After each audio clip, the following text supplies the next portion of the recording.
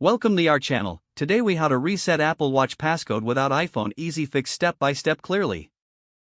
Begin by ensuring your Apple Watch is charged and turned on. Place your Apple Watch on its charger. Press and hold the side button until you see the power off slider. Do not swipe the slider. Instead, press and hold the digital crown. Continue holding the digital crown until the Apple Watch shows the passcode entry screen.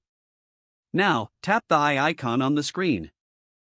Select the option to erase all content and settings. You may need to enter your Apple ID password if prompted.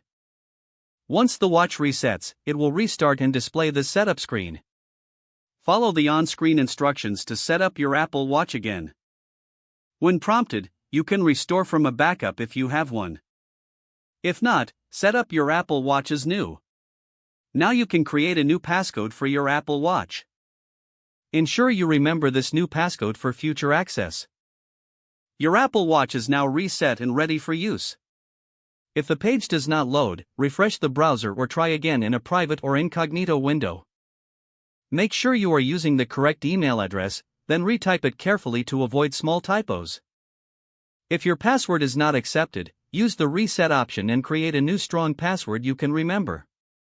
Check your spam folder for verification or security emails, then complete any requested confirmation steps.